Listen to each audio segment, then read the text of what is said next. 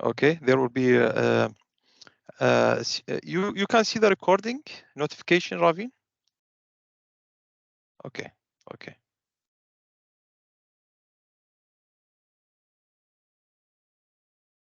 Okay, great.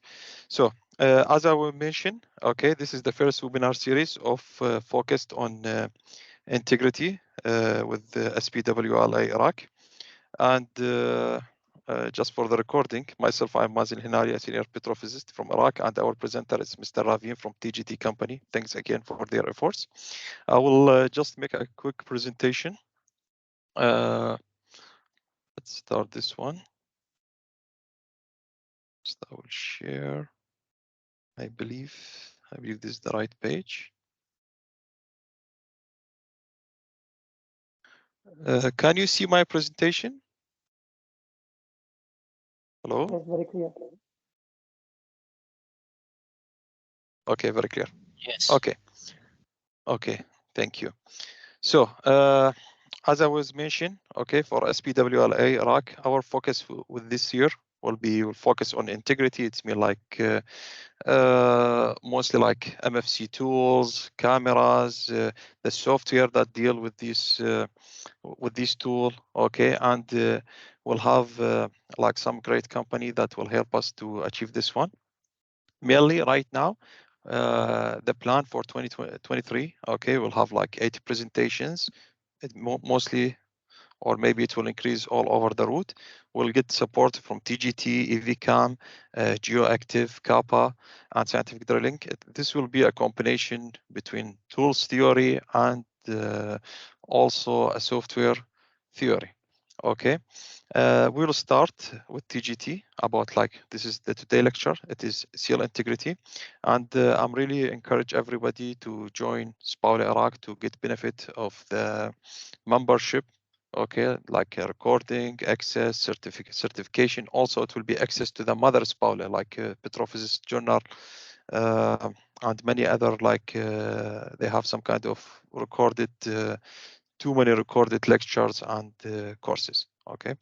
Regarding our webinar for today, I hope to keep the Q&A for at the end of lectures, okay, because we have a limited time, and if the time not allows, we'll try to make a time for Q&A. But if there is extensive question, okay, you can write to us or email or to Mr. Raveen email for more detailed question. Okay. Sorry, apparently my presentation wasn't moving, huh? It was fixed on the first page. Now it's moving? Yeah. Okay. So this is what I was talking about. Okay. We will have like about 8 webinars all over the route from TGT, Kappa, EVCAM, GeoActive, and scientific drilling. Some of them will discuss the tool theory, like what we'll get from tools manufacturer like TGT. Okay. And some of them will focus on software like Kappa and GeoActive, EVCAM. Okay, and scientific drilling also will discuss their high temperature tools. Okay, Q&A will start to try to keep at the end of lectures. Okay, thanks. I hope you enjoy the webinar. You can start sharing your screen, Mr. Raveen. Okay. All right. Good evening, everyone. Can you hear my voice and can you see my screen? Yes. All clear. Perfect. Thank you very much. So my name is Raveen Vishnu. I am domain champion with TGT. I am based in Kuwait. We have operations in Iraq. I personally visit Iraq as well. So basically, today's lecture will be focused on seal integrity. And before I start, I would like to thank Mr. Mazin and other members of SPWLA for giving us this opportunity to present the technology and giving us a podium to speak with everyone who are attending this conference. So thank you very much. So let's start the presentation. So today's presentation will be about seal integrity. Let's start the presentation, and I would like to introduce it by some basics. What's the objective of a well? Let's take the example of a producer well. What is the objective of our well? The objective of the well is to connect the fluid or hydrocarbons from downhole all the way to surface. That's the objective of a producer well. In an ideal scenario, this system should happen without any issues. But unfortunately, sometimes this system, which is supposed to be closed, connecting only the reservoir and the surface, can have integrity issues, and this can create issues not only in the production but also can decrease the life cycle of the well. What are some of the typical issues that can happen? There could be a gas cap creating pressure in the annulus through the poor cement. So the gas might migrate all the way up and create a sustained annulus pressure at the surface. Sometimes this pressure is very close to the mass and it can create safety hazards, and this has to be monitored. So this is the first hazard. Second, this pressure in this annulus can create pressure in the next annulus also. So this pressure can create corrosion in this barrier and it can even migrate to the next annulus. So the problem can propagate, snowball itself, and create two bigger problems. Now, instead of one annulus, we have pressure from two annuluses. Now, another possibility is usually in the shallow sections, there is an aquifer. And because this aquifer has corrosive properties, this can create metal losses in the barriers. And this metal loss, of course, as you know, can create integrity issues and again create sustained annulus pressure. So one of the top issues in terms of well integrity that we can think about is sustained annulus pressure at the surface. Now, due to safety requirements, the well could be shut down, and not just shut down. There could be loss of production. The plan of the entire field could be changed if there are multiple wells with SAP issue. Another issue, this sap, sometimes the surface equipment might not be able to contain it, and this can reach to surface. Not just gas, there can be water and oil spills at the surface. It could be near the well or some distance away from the well. So the surface equipments which are supposed to control this might itself be leaking, and all the hydrocarbons or the other fluids can reach the surface, and this can create environmental and safety hazard. So what are the other issues other than the safety issues? It can even lost to our biggest nightmare, not just is the blowout or other issues. There could be loss of production. So if there is a tubing leak or gas lift mantle leak, it can create unexpected change in production or injection. It's not just the things that we see at surface. Sometimes some integrity issues are invisible at surface. What do I mean by invisible at surface? It could be that there could be two formations which are cross flowing between each other through poor cement, and I will show you a case study of such a scenario. We might not even see the affected surface, but it can affect the field development plan, which can adversely affect the total life cycle of the well and the reservoir model and so on. It can lead to a lot of catastrophes. So basically, some issues we see at surface, there are some issues which are invisible at the surface, and there could be issues like oil spills or gas bubbling at surface. Now, let's look at what are the techniques that we can use to diagnose this problem. The first conventional technique is corrosion logging. There is electromagnetic technology which can identify up to multiple barriers using a single run. We have service which can do corrosion monitoring for multiple barriers. We will go to that later. But one of them is the conventional technique is corrosion logging. Another technique is cement bond logging, well-known technique, cement bond logging. Basically, cement bond logging tells us how integral is the cement. There could be poor cement, but there may not be flow through it. Even if sometimes we see the cement bond is good, we have case studies in which there is cross flow happening, even though the cement bond log shows a good bonding. Another conventional technique that we can use is multi-finger caliper. So it can scan only the first barrier and can scan only the internal diameter, but it's also a conventional technique to identify the integrity. Another and the most common is temperature.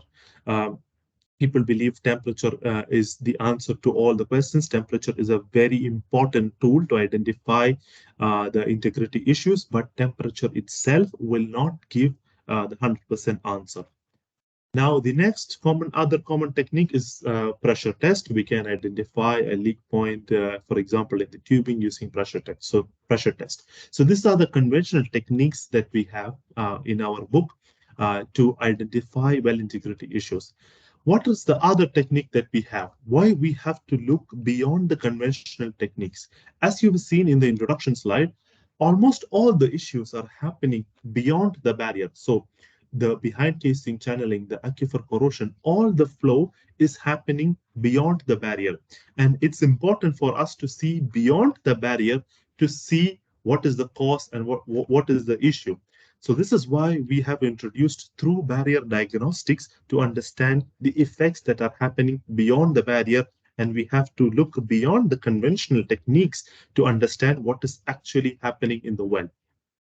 Now, what are the techniques that we used? The first platform that we have to for through barrier diagnostics in seal integrity is the chorus or the acoustics tool.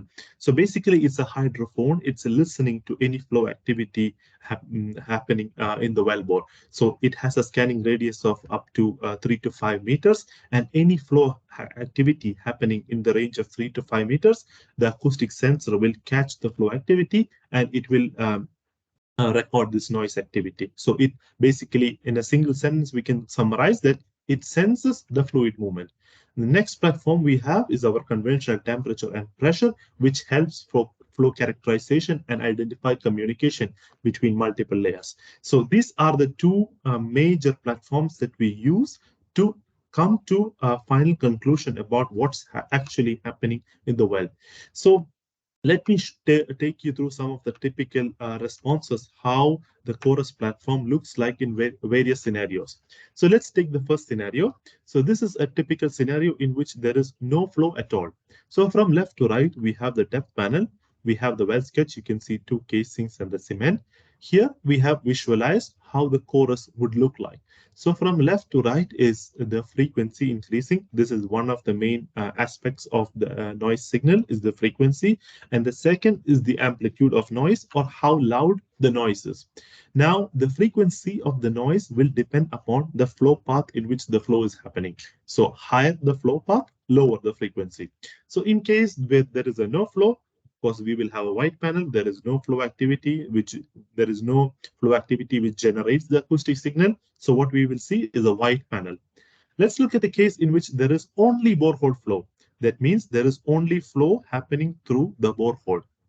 You can see, as I mentioned before, the frequency of the noise is in the lower range. And from left to right, as I mentioned before, the frequency is increasing. So we see due to flow from the bottom all the way to top, there is a acoustic signal, which is in the lower range. What if there is a leak? If there is a leak, we have to carefully design the logging procedure. This is one of the most crucial aspects in identifying the leak.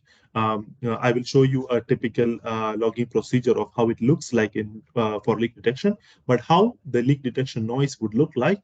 At the depth where there is noise, we will see a high frequency high amplitude, wide frequency noise across the leak depth. So this is how it would look like across the leak depth. Now, for reservoir flow, which is not part of this discussion, but still, you can see this is a perforated interval with multiple layers. We can see that across the perforated layer, which is A2, the green color is the perforated layer, there is a flow activity. But we see flow activity not only across A2, but A3, A4, and A5. This is showing that the technology is able to see beyond the barrier, and it has identified flow activity across unperforated layer of A3, A4, and A5. Okay, so that's how a typical chorus response would look like in various scenarios. Now, let me show you how a typical logging procedure would look like. So first, as we go, the initial, usually what we have is we record a baseline, which is in shorten, the tubing, the annulus and everything is shortened. As we go down, we record the temperature, so we get undisturbed temperature. As we go up, we record the chorus in stations. What we have understood from our years of experience is that the chorus, if done in a continuous fashion, creates a lot of background noise, and the leak noises or the flow noises are typically masked. So based on this inference that we have, we always do chorus or the noise acoustic log in stations. Based on the objective, the station steps may vary. It could be 10 feet or 20 feet. For reservoir flow and applications, it's much lower for high resolution. But for leak detection or seal integrity applications, the usual station steps is 10 or 20 feet. And at each station, we stay for 45 seconds. So that's how the initial survey would be. We take a baseline with temperature and noise. And the second survey would depend upon what is the objective. If there is enough sustained annulus pressure and a very good build-up rate, we decide to do bleed off of the respective annulus which has sustained annulus pressure. So if A annulus has sustained annulus pressure, we bleed off the A annulus. If B has the sustained annulus pressure, we bleed off the B annulus. So depending upon the build-up rate and what is the pressure, we decide what is the usually the second uh, uh, um, survey. So the second survey is the repeat of the shorten. We go down recording temperature and we go up recording noise. And you can see the annulus pressure decreases because we open the annulus. So that's how the typical logging procedure would look like for seal integrity surveys. So let me just summarize to you basically all the information that I mentioned till now. Uh, what is the objective of the well? The objective of the well is to connect the fluids from bottom to surface. We have multiple seal elements which are supposed to help this well to do this job without any issues. We have multiple seal elements like the tubing, casing, packer, cement, and so on. And these seal elements are supposed to protect the well and do its job without any hindrance. If there are multiple places which are supposed to be sealing is leaking, we go for multi-seal survey. If the primary seal, which is supposed to be the tubing, if it's leaking, we go for primary seal. If the packer is leaking, we go for packer seal integrity. If the cement, if we suspect poor cement, we can do cement seal integrity. And if there is any suspected drilling fluid losses still, we can identify in which zone is the drilling fluid losses using seal integrity survey. So this is basically the array of products that TGT has to identify the well integrity issues of different aspects. Now, let me show you a few case studies and take you through some of the success stories that we have from different parts of the world. So the first case study, so this is a well which was initially in the drilling phase. This is we didn't have the opportunity to do any bleed off because the well was shortened and there was gas bubbling between 30-inch conductor pipe and 20-inch casing. So the well is not perforated; it's just drilling, still on the drilling phase, and they had very high pressure between 30-inch and 20-inch casing, and this was. In offshore, and this is also an SPE paper as well. You can see the SPE paper number for reference. What we did, since we could not do any bleed off, it was still shortened, there was still bubbling at the surface. We did just a single survey recording temperature and noise. What we found out, interesting, across one particular depth, we can see a temperature gradient change, and we can see the noise signal starts from this depth. And as I mentioned before, there is a noise signal traveling all the way from bottom to surface, which relates to behind casing channeling. So this flow through behind casing creates a higher frequency noise. This is why you see the frequency shift a little bit to the right. You can see the comparatively higher frequency noise traveling all the way up, starting from this point of zone A. So this was informed to the customer, and they did a cement job. They did a cement job by perforating and cementing this layer, and thereby just stopping the gas production at surface, and they continue to drill. So this was the first challenge that it was they had sustained annulus pressure during drilling phase between 30 and 20 inch, and we identified what was the source of this pressure, and workover was done successfully, and drilling was continued. Let me take you to the second case study. This case study is from Kuwait. This was a dual string well. Again, the story of the well is that the long string was already shut in for a long time because it was of high water, it was producing high water cut, and the short string was producing. So what happened suddenly in the short string, the water production started. So the reservoir engineers were surprised because they never expected water from this layer. Uh, because the client was very worried if they shut in the short string, uh, that this water will clog in the short string and they will not be able to put it back under production. So we did it while producing through short string and with the long string shortened. This is a SP paper as well. Let me show you the how the results look like. So basically, as I mentioned before, the long string was shortened and we were producing from the short string because client was worried that if they shut in the short string, it will not come back to production again. What we found out was very interesting. As I mentioned before, the long string was closed before because of high water cut. What we see is that there is noise activity across the perforation for long string, and we can see a temperature anomaly across this depth. Well, the next thing that we see is that across this depth, we can see a temperature anomaly and a huge noise across this depth. So we did interpretation and we found out that there is basically production coming from below, going all the way up, and there is a leak in the tubing. And through this leak, this water production, water goes to the short string and is creating the increased water cut in the short string. So the workover was extremely simple. They put a plug in the long string and continued to produce without any water cut. So this is a success story from Kuwait in which we identified a tubing leak in the long string, which was creating a high water cut in the short string. So let me take you to the next case study. This is another case study in which there was a very high pressure in 7-inch to 9.5 by 8-inch casing. The pressure was 1,000 psi. The pressure was very high, and the client wanted to know what is the source of this pressure. So we decided to do logging in three scenarios. We did a shut-in pass, we did a limited bleed off, and in which the choke was not completely open, it was half open, and then we did a fully open scenario in which the annulus was fully open. Let me show you the results from the survey. So basically, the pressure was between 7-inch and 9.5 by 8 casing. Here you have gamma ray, the temperatures from limited bleed off and the full bleed off. You can see multiple temperature anomalies. So this is one of the challenges of relying only on temperature, that there are many anomalies and it's difficult to zero in what's the actual source of leak only from temperature. So basically from acoustic signal, you can see very clearly across this depth, there is a clear noise signal.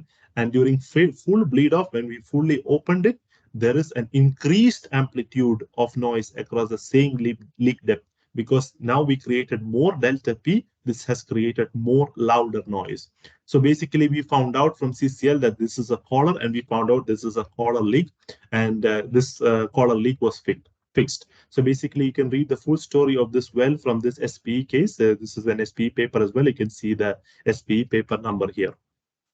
So the next case is from a gas storage well. Basically, this is from Russia, basically, and the situation was that there was a aquifer which was used as a gas storage well, and the client was suspecting that there is some leak happening, and this gas is escaping to shallow layers. And this was a very new well, and it was unperforated. So basically, they wanted to confirm this theory, and TGT was requested to confirm this theory. So basically, this layer, as you can, if you can see my pointer here. Yeah. So it was this yellow layer. This was the gas storage reservoir. What we found out that there is acoustic signals from zone A, zone B, and zone C. This confirmed the client's theory that there is a leak through poor cement, which is cross-flowing from the storage reservoir to the top zones. So we can see the clear noise signals. We created the geothermal gradient, and we found out that this entire zone is cooled down because of this cross flow from the storage reservoir to the top. And the top of this cross flow is zone A. So basically, we confirmed client's theory that there is a cross flow from the gas storage reservoir all the way to the surface. This is also an SPE paper. You can see the paper number. It would be nice for you to go to more details. This is a very interesting case from Russia. So the last case study that I have, this is an interesting case because here we have no signs of an integrity issue at surface. Sometimes there is obvious signs like sustained endless pressure and us getting returns at the surface. But sometimes we don't see the integrity issue directly. So the client was suspecting there is a cross flow between two layers, and we were asked to confirm this theory of cross flow between two layers. And what we found out that the cross flow exists between the two units from unit A and unit B. We can see clear acoustic signals across unit B where the cross flow starts and the cross flow goes all the way to unit A, which is also confirmed by the acoustic signal across this layer. Why such scenarios are important to track is that because we have found that in some scenarios that this unit A in this particular scenario, sometimes this unit A gets charged and it creates sustained endless pressure in another well, or I mean in a nearby well, and we will not be able to understand why this unit A is being pressurized and where does the flow come in unit A. So for such scenarios we should analyze multiple wells to understand what is the exact source of the issue. Only if in such scenarios we'll be able to understand there is a cross flow from unit B, which is charging unit A, and that's creating the sustained endless pressure in the nearby well. So such scenarios has to be addressed because it creates integrity issues, and not just in the nearby well. Because of this cross flow, it can create casing integrity issues in this well itself. This gas can create corrosion in this subject well, and it can affect the life cycle of this well. So this is another interesting case study, also an SPE paper. You can go through this SPE paper, a very interesting case study. So from my side, that's it. And I would just like to summarize the content of the presentation. Basically, the seal integrity survey basically helps us to identify the sealing elements, supposed to be sealing elements, are sealing or not. It helps us to locate the sealing failures throughout the well system. So any sealing element which is supposed to seal is not sealing, we can locate if that element is sealing or not. If it creates sustained endless pressure, we can identify the source of sustained endless pressure. We can proactively identify the sealing performance like cement seal integrity, which is very important to monitor to ensure the life cycle of the well. So that's it from my side. Thank you for your attention. I hope it was a productive session for you. If you have any questions, please feel free to ask me. Thank you, Mr. Raveen. It was really informative lectures. And now Q&A. If anybody have a question, yeah, it can unmute himself. Let's see. Mr. Dr. Mohammed Jawazi Al-Abdin is our VP for technology. Okay, for SPWLA. Okay, I believe he can. Yeah, Yes. you can unmute yourself. Okay, great. Yes. Okay. My name is Mohammed Jawad, Vice President of Technology in SPWLA chapter of Iraq. Thank you very much, Mr. Raveen, about your distinguished lecture. Really, it's important lecture for us in Iraq. I'd like to ask you if you have any case about Iraqi fields to show us or tell us about it. Thank you. Okay, so in specific integrity surveys, I have to search for Iraq but from my initial search, there was no integrity surveys. We are mostly currently working for flow services in Iraq. So almost all the surveys that we have are related to flow to identify if there are fractures, fracture flow, if there is any, sometimes they have water cut to identify the source of water cut. So mostly all the deliverables that we have now currently in Iraq are related to flow and less related to integrity. Okay, thank you very much. Thanks. Yes, and you mean by flow you are using spectral noise log. This is what Correct. you mean. Yes, Correct, yes. So it is the same tool that you will use for to detect any like production behind the casing or flow behind the casing. Okay, you will Absolutely. utilize this tool also to detect like if it's Packer is leaking, which is really important case. We have a lot of this everywhere, like Packer leaking, casing like linear something have problem, or yeah, like mechanical leak. Okay, not Absolutely. not related to cement. Okay. Right.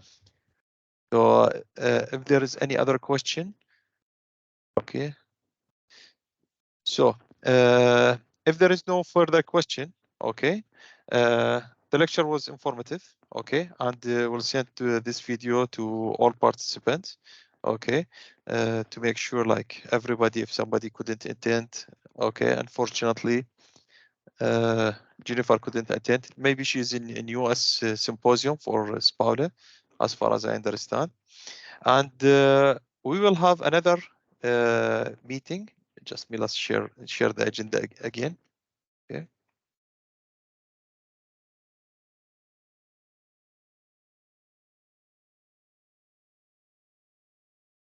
Okay. So we will have another meeting with TGT about tube integrity. I hope Mr. Raveen also can present this one. It's decided in the next couple of months. The next lecture will be with Kappa Engineering in June. We'll announce this one in our LinkedIn page. Hope to see you there. And yes, and that's all from my side. Where is, sorry. Yeah, just want to back to this view.